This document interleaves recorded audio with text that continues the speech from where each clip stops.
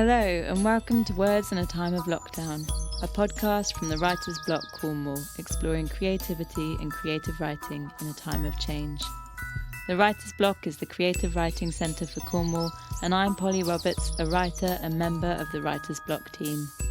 We hope you find some inspiration in what you hear. For our first episode of Words in a Time of Lockdown Season 3, I had the pleasure of speaking with John Wedgewood Clarke, poet, arts project leader and senior lecturer in creative writing at Exeter University, among many other lives such as acting, TV presenting and non-fiction writing. John grew up in West Penwith, and we talked about the place and importance that Cornwall plays in his work, what inspires and feeds his writing, and his passion for sharing the power of words with young people.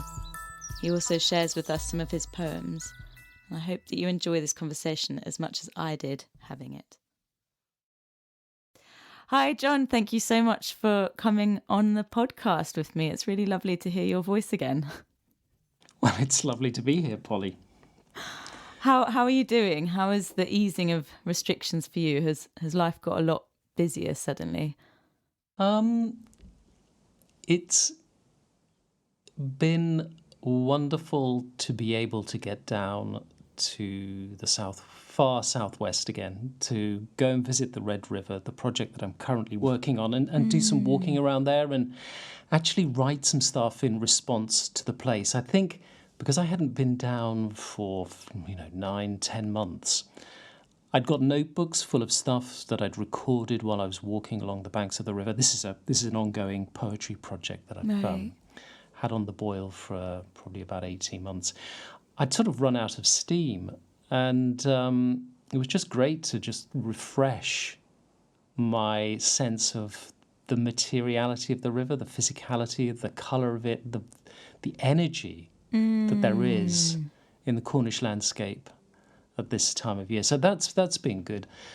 I did a lot of teaching before Christmas, and that was great to have that sense of purpose again and to be talking about texts in detail with students. And that gave me a renewed sense of, I don't know, I think one of my feelings about lockdown is that it eroded my sense of identity. You know, that if you're quite sociable, you're kind of constantly finding out who you are in relationship to the people around you. And if that diminishes and you spend more time on your own, then you feel a kind of loss of the full extent of who you might be with other people. I mean, I was thinking about you today, actually, when I was doing a bit of research for this, and I was thinking how, gosh, John is a really sociable person, and also you're a really outdoorsy person. So actually, it's interesting to hear you talking about those two kind of aspects of yourself that are so inherent to you being limited for a while, and the impact that has had. I've walked a lot around Exeter, and that's been great. I mean, I'm always one for exploring, but we found the green lanes that run.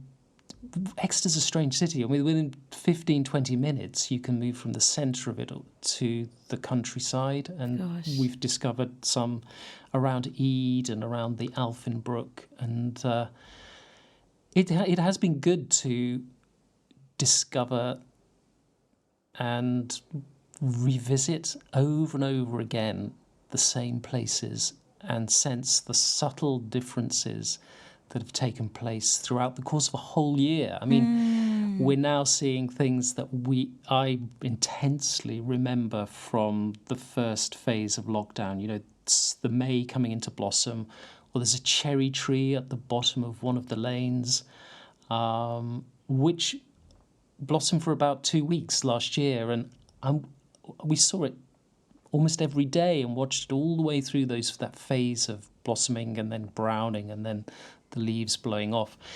This year, time seemed to speed up. It didn't have the same intensity, I think. I saw it come into blossom, and then I didn't really see it again because we were off doing other things. We could get on the train and go to Dawlish. We could cycle out a bit further. So I think I'll always really remember the almost visionary intensity of that spring during the first lockdown, where every small thing seemed to matter, and the silence opening up the background noises that surround us most of the time. Yeah, I have to say, I really feel that too. I know at the moment, I'm down in West Penwith, and the seagulls are all nesting. But when I noticed them this time, I realised, gosh, I've missed so many stages of this process that last year I was so intently kind of watching each and every moment. And I'm really aware that place is a big part of a lot of your work. And like you said, one of the big projects you're on at the moment, you've not been able to be in that place. So it's interesting to hear you've still managed to really connect to place throughout, wherever you've managed to be. Yeah. Well, I think it comes from I grew up in St Ives.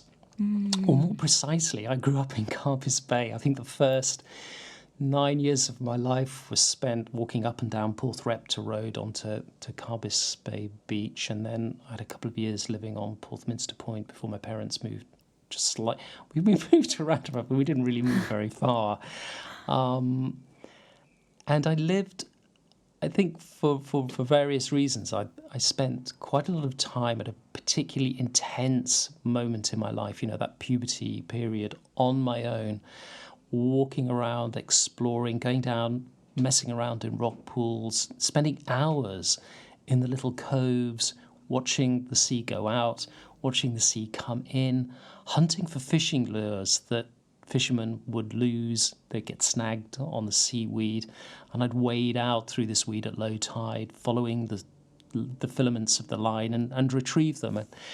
And I think at a time when I didn't really have a language for some of the complicated emotions that I was going through, the things that I looked at carried those intense feelings with them. The sensuality of that landscape was almost a surrogate body, if you like. It was a way of, I don't know. It was very intense, and different places had really powerful moods. Low tide, we all know this, I think, if you live by the sea, low tide and high tide have a completely different emotional feel to them. That sense of vacancy, of haunting a space that the sea usually fills, that you get at low tide, is so different to that brimful quality when the water is high up around, in my case, Smeaton's Pier or whatever. So I think I discovered early on that place spoke me in a way. It told me how I felt, or I did my thinking through things, and I think that's carried on in a way in my interest in, well, at least initially, in poets that used things and images in order to carry complex associative or symbolic meanings. Right. But it really comes from that absolute love of just looking at a stone, or the way in which water darkening some pebbles on the shore as it comes in just completely transforms them and deepens them. Just the deep pleasure of looking. I think that's what and listening and all the other senses involved. Because the senses are quite important to you, aren't they? Like I've noticed with some of your projects, you like to bring in the visual art, and with your current project, audio as well. So there's something about bringing all of the senses together. That's very true. Growing up in St Ives, we came from the more religious side. We went to to chapel every Sunday, which is not so unusual, but sometimes we go twice a day. But my dad had a grocer shop in the town. But we weren't the artistic side. But I was always fascinated by these people who lived this very different life in the town. So I think the visual arts thing, it's a sort of early encounter with people who lived a completely different life beyond the one that I lived within. And I was fascinated by their studios, by what they dressed, by the smell of the small galleries that they showed their work in.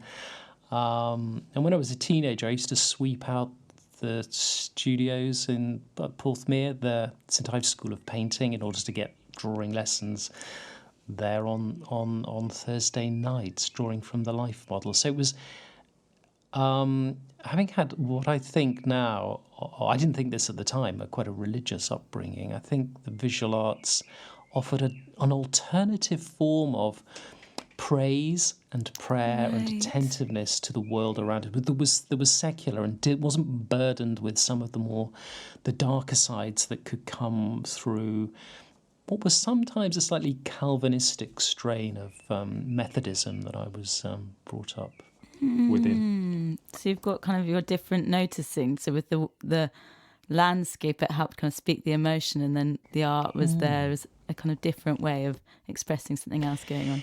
Yes, because I wanted to be I wanted to be a painter first up, or an artist of some sort, and I did get a place to go to study foundation art at Falmouth, but realised also that I needed. It's very difficult to.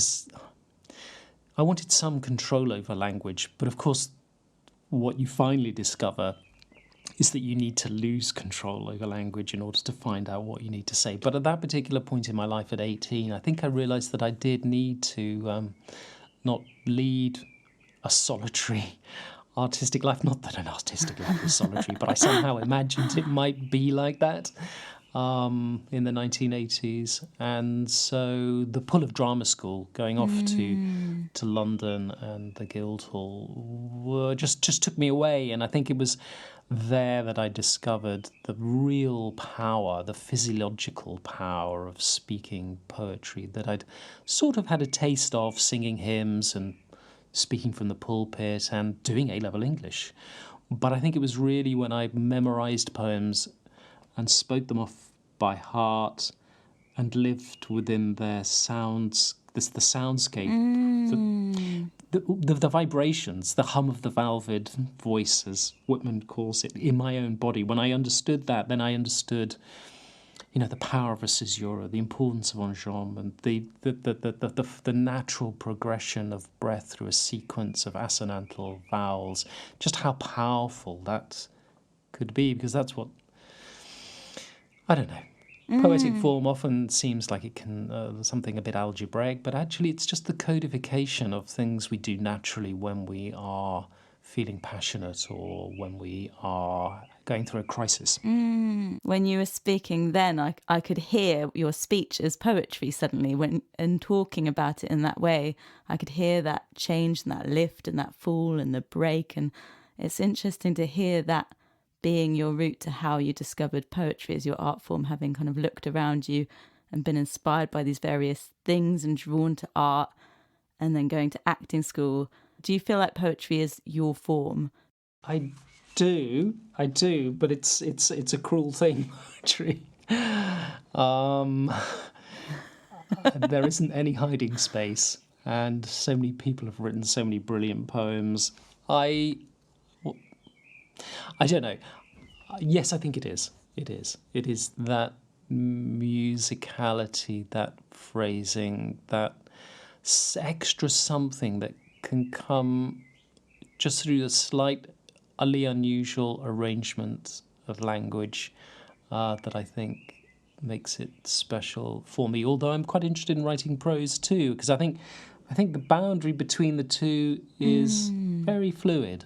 And I think good prose is often very rhythmic, has a sense of breath, has a sense of cadence. A paragraph, I think Gertrude Stein said, was that the emotional unit of prose, and that sort of makes sense to me.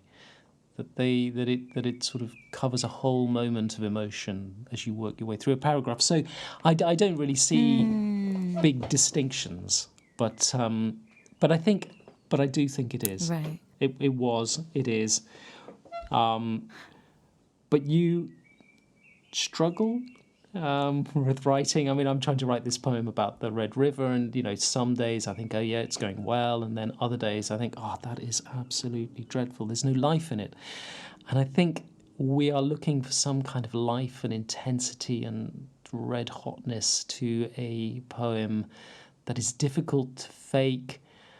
And you can spend an awful lot of time writing something and it still won't work. And that can be the that's the challenge, that's the joy of it, and that's the trouble.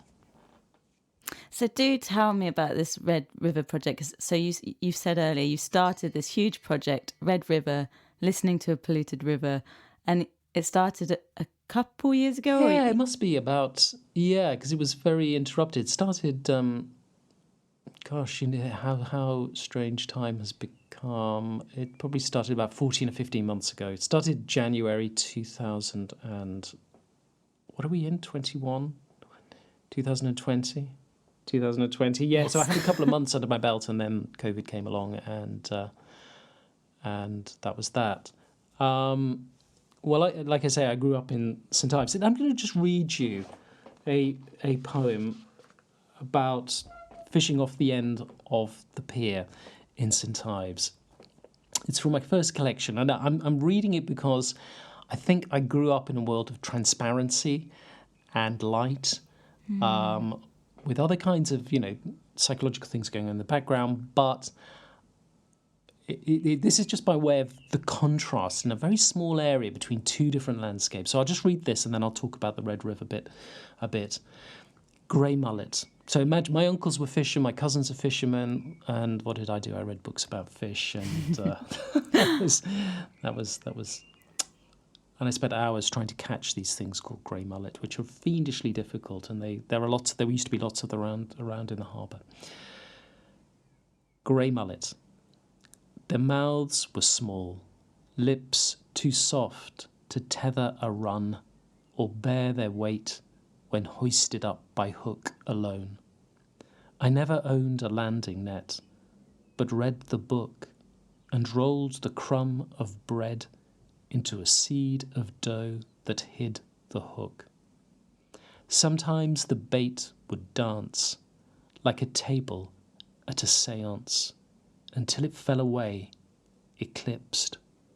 More often, they just hovered by the steps, around green chains, scaling the distance between boat and shadow, oblivious, as if they listened out for someone to arrive, enthralled by a sound on the edge of their hearing.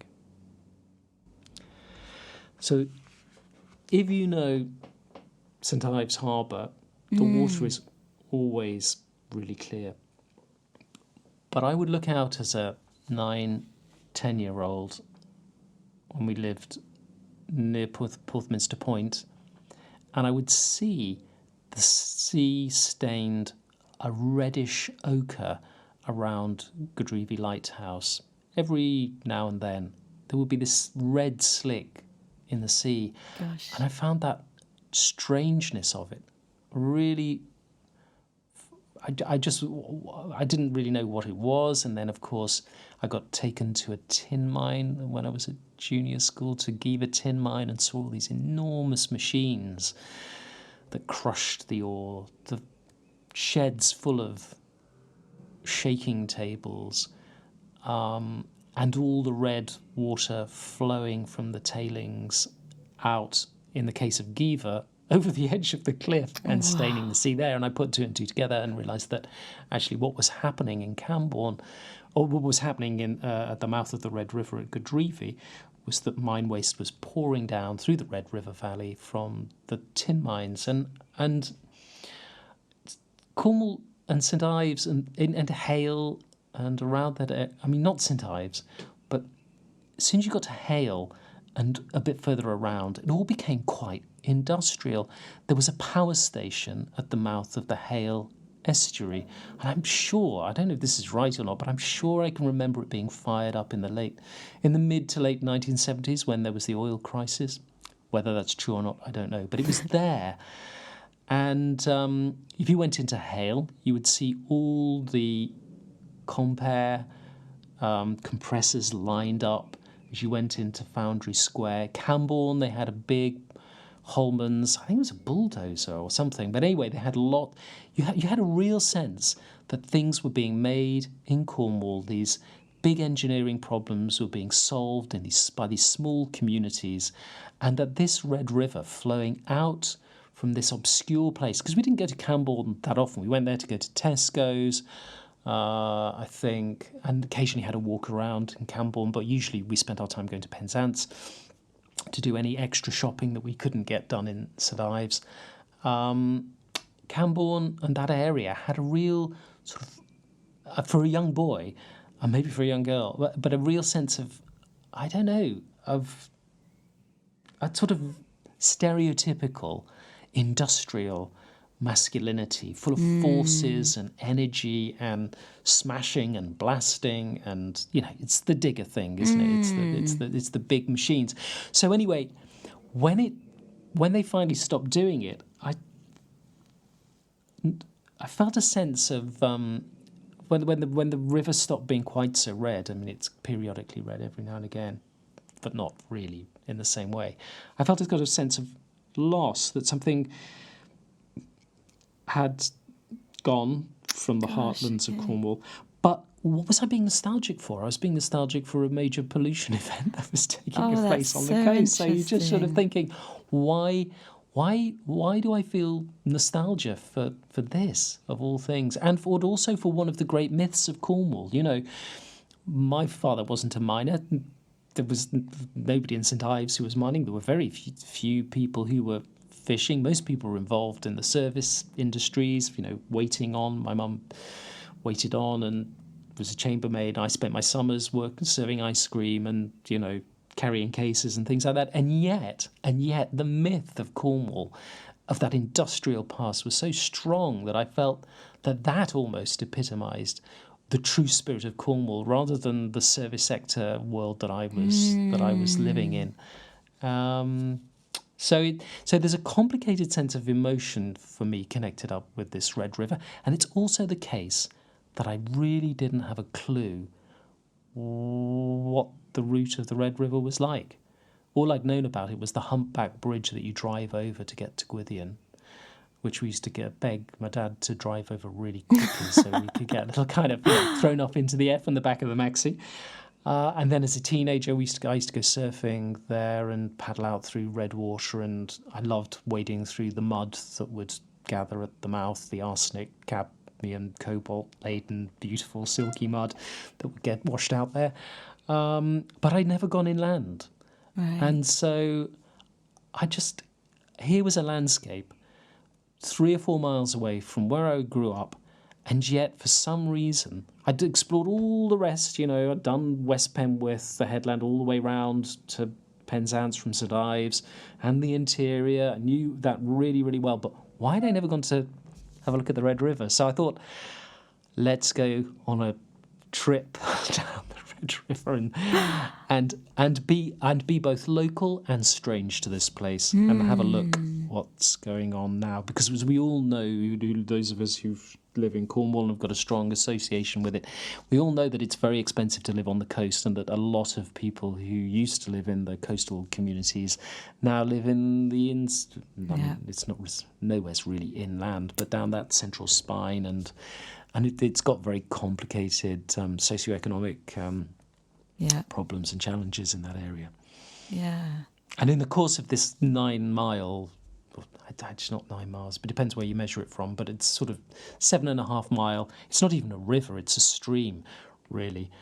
You travel from areas that are troubled by multiple indices of deprivation down to Gwithian, where the beach huts are now changing hands for £1 million. Gosh. So it's a really extreme economic landscape, as well as which just reflects the way in which the brand of Cornwall, made in Cornwall, Cornish art, the whole Tate effect, inadvertently and advertently, has just transformed communities. So it's that real melding of people effect and land mixing together along that route. Like I say, the complicated thing about the Red River is that I didn't grow up playing in that valley.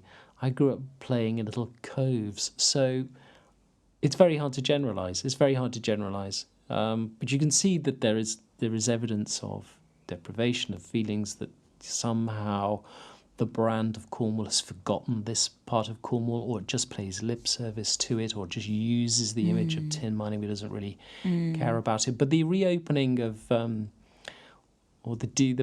think, I'm not quite sure where they're up to, but the dewatering of the South Crofty complex of mines by Cornish Minerals. I mean, we could see it.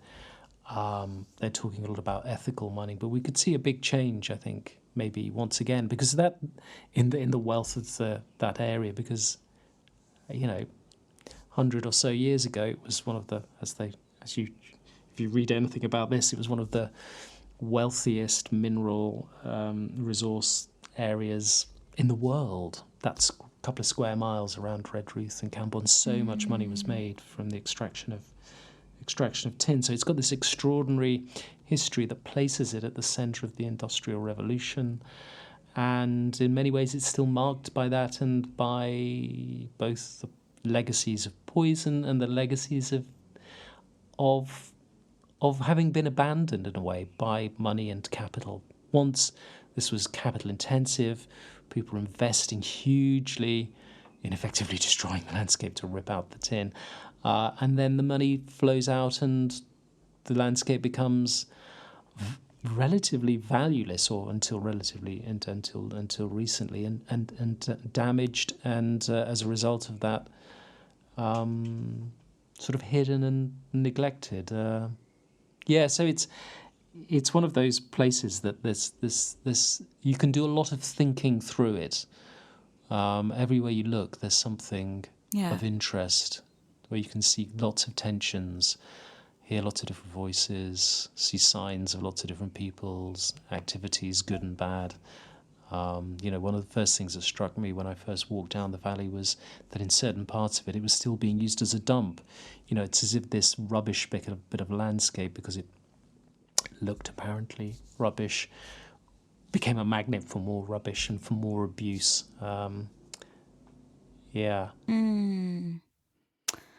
A lot of your work seems to really lie in strong feelings about something that you care about, or there's elements of politicality in it, or environmentalism. Is it quite important to you that your writing is a vehicle for speaking about important things?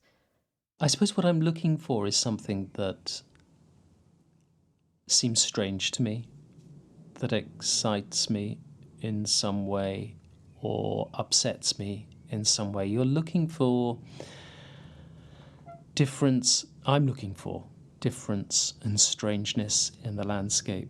So I've been to Malham Cove, one of those great sublime romantic landscapes. I've walked up Helvellyn. I've walked along Striding Edge. I've read an awful lot of books about similar kinds of landscapes and the transformative effects that spending time out in these places can have. But I have never experienced a sublime encounter with such intensity as the time I stepped out onto the surface of a mega dump outside York. There were 20 or 30 feet walls of bulldozed black bin bags heaped around me. I was walking on nappies and chicken carcasses and pumpkins because it had just been Halloween. And I felt, I suppose, what might be called a hideous sense of sublime. And I felt that shock, that sense of scale change, that sense of me being small but a devastating organism, more intensely there than I think I have done enjoying more beautiful, conventionally beautiful views.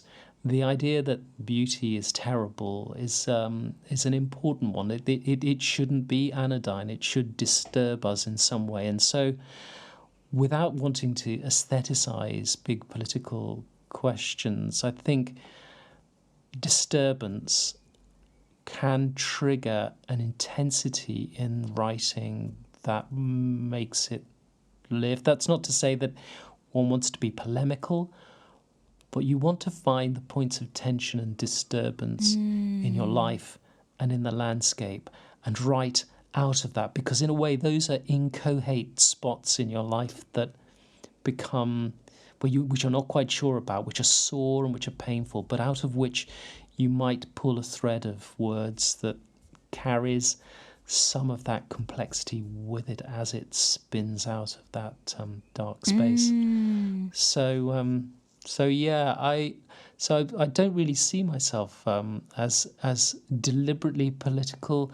I am looking to break out of my habits. Like most people, I have lots of habitual ways of thinking, and I think poetry is brilliant at disturbing the way in which we think. And of course, we think in language, so great at disturbing the patterns of thought that language provides us with, the given ways of thinking about someone. Poetry cracks that open and emerges out of it as something new. And so I suppose I'm always trying to find things that might help me do that to the language that I'm working with. Find that new perspective.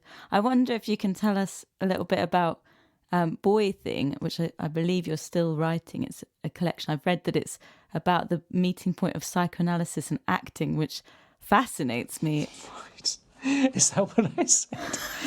Well, it's really, in a way, it's I think it's kind of finished, but it's about growing up in St Ives, and it's about family, and in a way it addresses some of the things that I was saying earlier about how things became containers for my sense of identity. That I saw things that disturbed me, and sought out things that disturbed me, and that somehow articulated the sense of disturbance that I felt as a boy on the edge of a family that was breaking apart at that particular point in time. Right. And so without the language to be able to say precisely what was going on, between my parents, or, I found things that spoke of that sense of psychic disaster that I was feeling at that particular time, because I remember that as a very bleak period of my life, and then that bleakness came back in my early 20s and made me think a great deal about where it might have come from, and then another 20 or so years later, finally I get around to writing something that tries to, without any sense of blame or any sense of, but just to account for that period of time. And I think most of us have in our lives those summers or those periods of time that are full of memorable. There's an intensity about them. There's some sort of transformation going on inside us, and so we remember the environment that we were in when that transformation was taking place. But it begins with a celebration of being a grocer's son. It's quite something to be a young boy and be in a shop, and being able to sit at the back of the shop and count the money and look at all the produce and feel that you've got.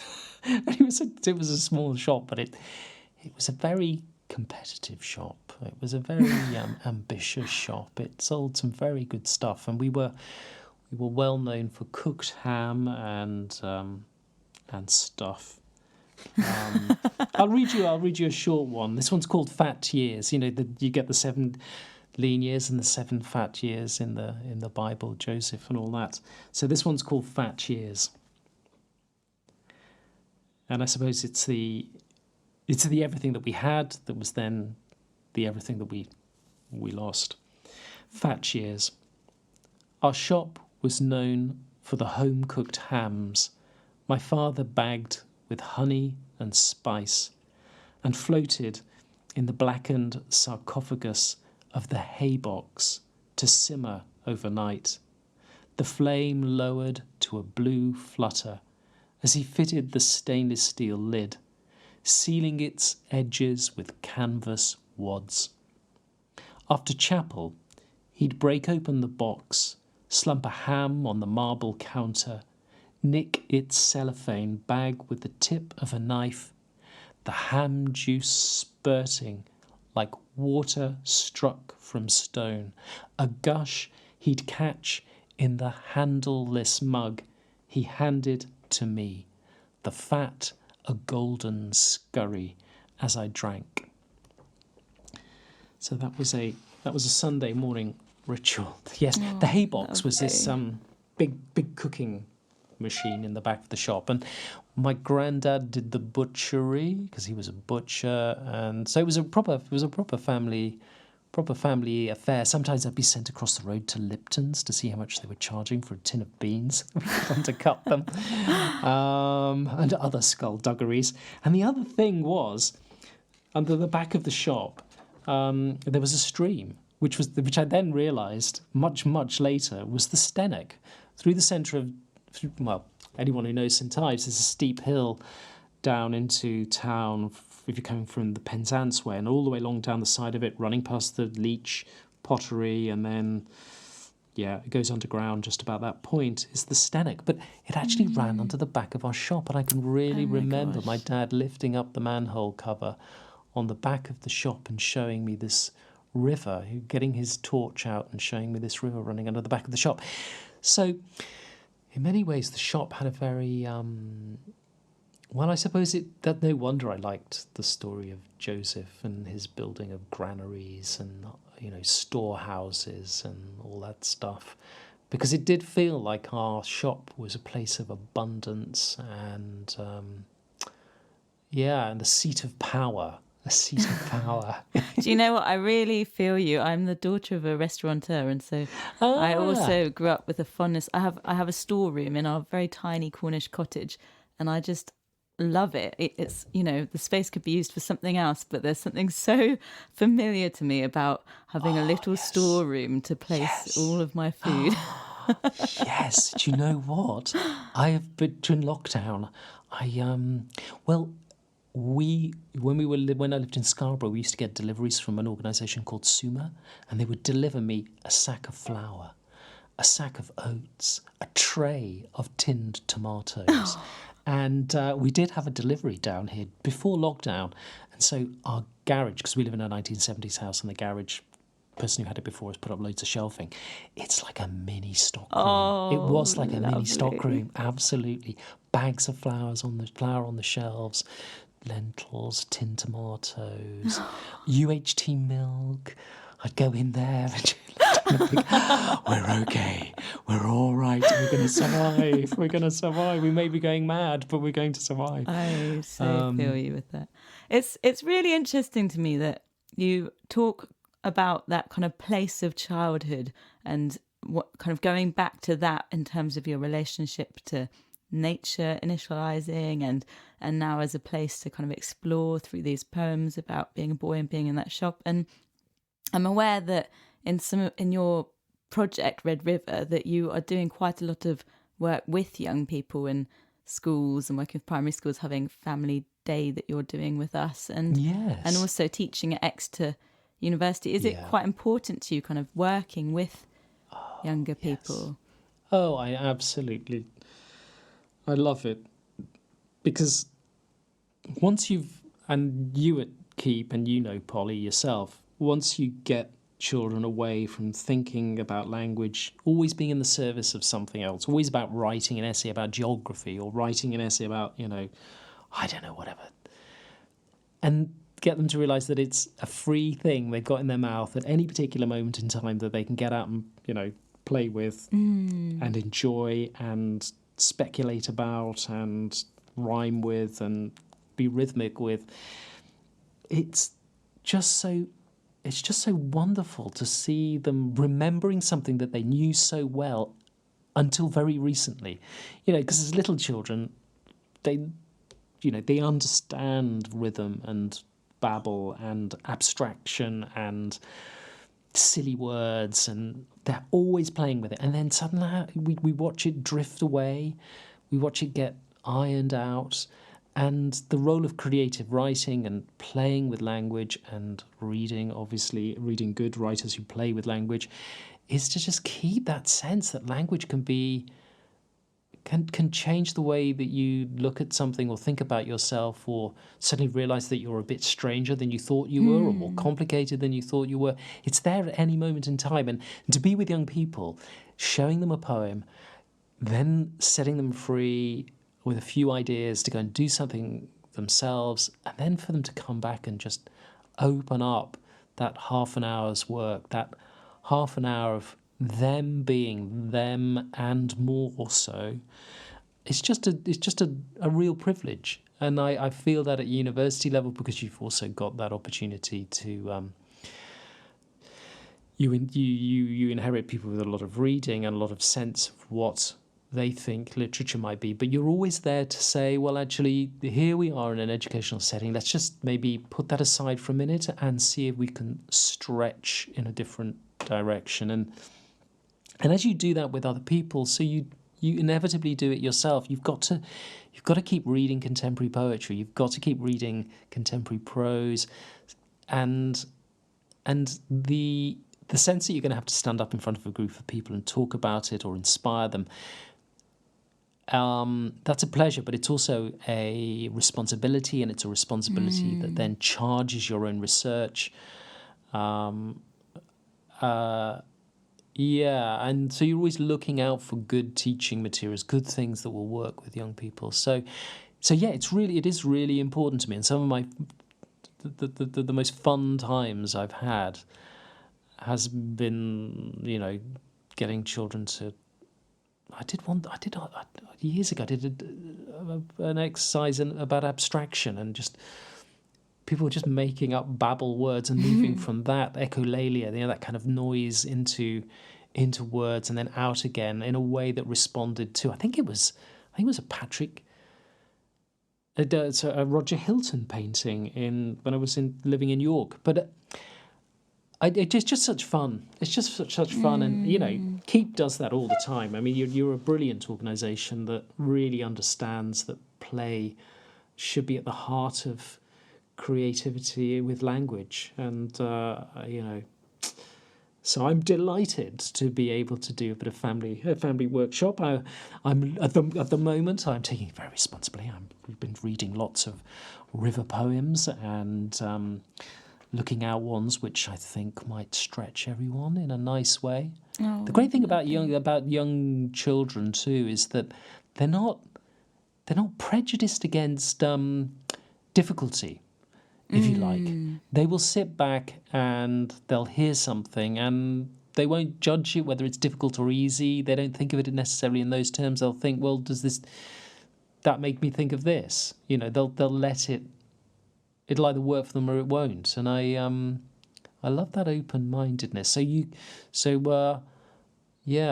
workshops will have one or two odd little poems in there that will just shake it up a bit, I think.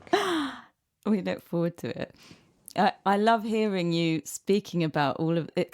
It sounds to me like a very symbiotic relationship between the poetry and the things that inspire the poetry for you, and they kind of keep feeding in and out of one another. So the nature and the education and the collaboration and the arts and the audio.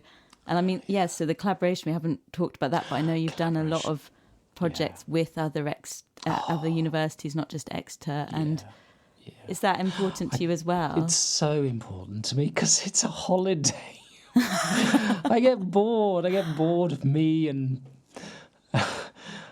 so if you spend a few hours with somebody who knows something completely different to what you know and cares about it, that's such a great thing. I did spend a few very pleasurable hours talking about aquatic worms with the world-leading expert on aquatic worms when I was writing something about the Humber estuary. And he told me things about the sex lives of worms that just really had me very glad that I was a human male rather than a male worm. Because the project that I was working on was it was exploring ocean acidification. It was for Hull 2017 City of Culture, so it needed to be about Hull. And it was connected up with an exhibition about the sea. But I actually thought, well, Hull's not on the sea. It's on an estuary. It's on an amazingly complicated ecosystem of mud and whatever. So I thought, let's find out about the mud, and of course the worms live in the mud. But he told me about the harbour ragworm, Nereis diversicola, something like that. Anyway, the male and the female live in separate burrows, and they don't cohabit in those burrows. But at a certain time of year, the male worm will fill up with sperm, and it'll come out of its burrow, and it will try and detect the smell of the female, and it'll then wiggle across the top of the burrow, and the female will come up, bite the male harbour ragworm, tiny little thing, not the big ragworms the fishermen work with, but the tiny thing, and pull it down into its burrow, and in puncturing it and killing it will release the sperm into the burrow and fertilise the eggs. Okay, terrifying. But what's more terrifying is that changes in the pH of the ocean disrupt the chemical signals that allow the male worm to find its way across the surface of the mud on the one time of year when it comes out of its burrow, which is synchronized, I think, with the moon or something. I can't remember the full details. But that pH change will, in effect, render the worm chemically blind. It won't be able to find its way to the burrow. It won't be able to be smelt by the female. So it won't be able to be bitten, and it won't be able to... And these little worms, they secrete burrows that knit together all the particles of the mud. So the mud flats wouldn't exist if these worms weren't there knitting together the mud particles with their tiny little burrows. And they filter the water, and they're a basal species. And if they die, the mud turns black. And if they die, the golden plovers that everyone likes to look at won't come back. And the flounders that... This is a big hatchery for flatfish, the Humber estuary, won't be there. So, so I wouldn't have learnt about any of that had I not collaborated with Jorge Harding at the University of Hull. And it would have been a huge loss for me, and that figured in an exhibition that was part of Hull 2017 at the Ferrens, working also with a friend of mine called Rob Mackay, who is a sound artist. So that's the other... That's the person who I'm collaborating with also on this project. And I like working with Rob because he's irritating. He keeps stopping. I'll find a sound, we'll find a sound together, and he will just stop. And he'll just stand there and listen for 15 or 20 minutes, and I'm champing at the bit to try and get on. Or he'll just... last time we were down, we discovered that the culverts at Tucking Mill were where the Red River went underground. So we found some holes in these manhole covers, and he dangled through some binaural microphones, these tiny little microphones, and made some recordings of the river where it was underground, which is truly astonishing, because as the car comes down the road towards Warrior Discounts, it sounds like an earthquake underground, which I just thought was a great metaphor for the impact of cars. But anyway, but you know, he'll be in the middle of the road, and you're Rob, no. We once did a recording at Staithes on the North Yorkshire coast, and they're big mud flats, stone reefs that go out to sea, and he was with a 15-foot microphone boom, waving it around in the air during the middle of a thunderstorm.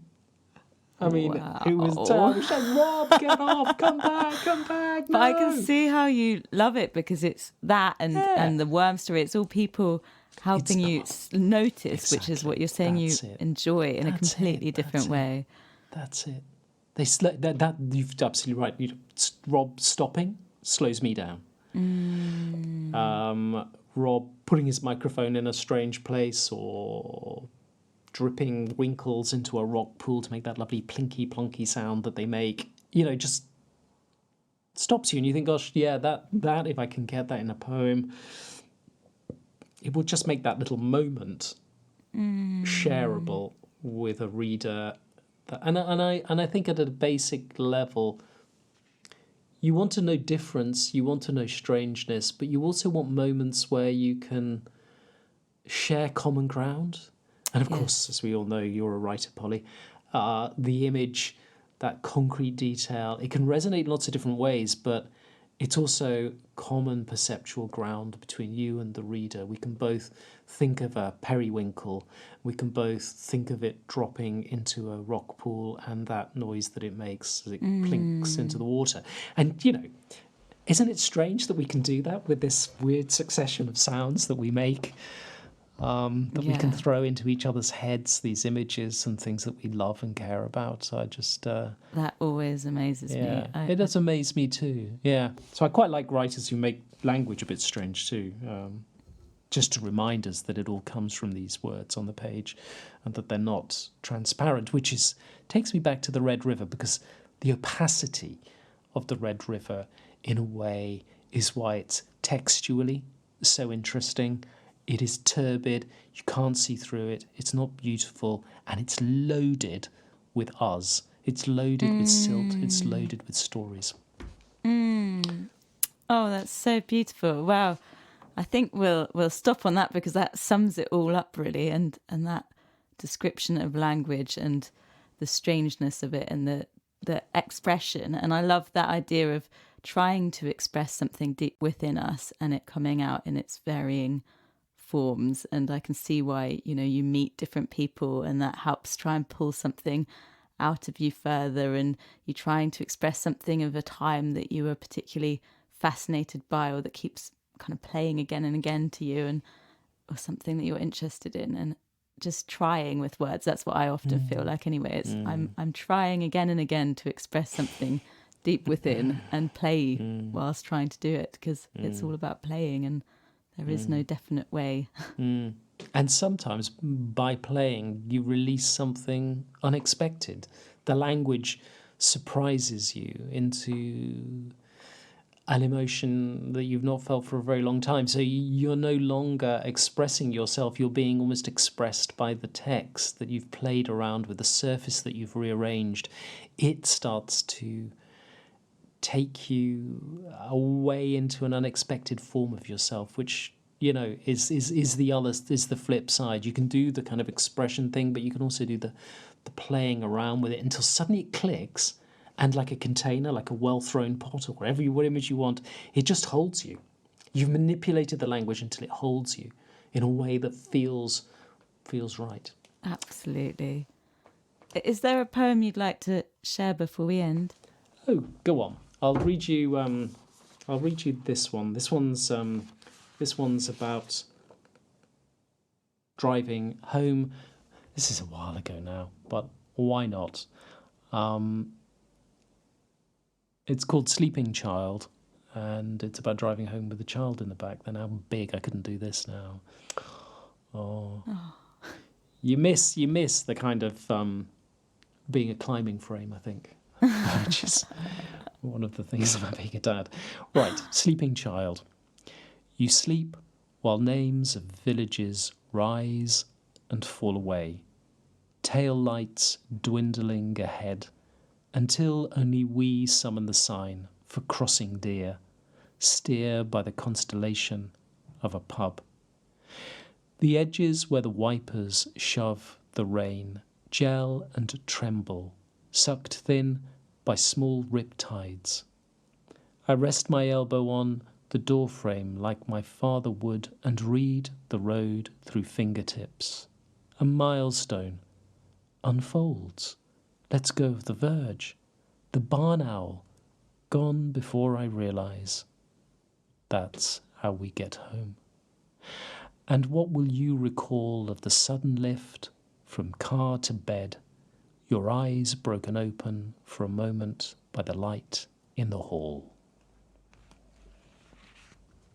So beautiful. Thank you, John. Thank you very much, Polly. Thank you for sharing all your thoughts and processes. And we very much look forward to having you along. So I think you're down the 26th and 27th of June. You get to come back to your native Cornwall and lead 2 workshops with us as part of your Red River project, one for adults and one for families. And that's going to be walking and writing. Is that right?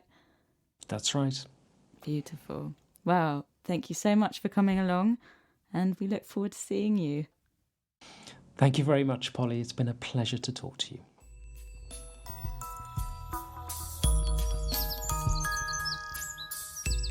You've been listening to Words in a Time of Lockdown from the Writer's Block Cornwall. Music and sound by Jimmy Marshall of southwestsonic.com. Next month, I have not one but two guests.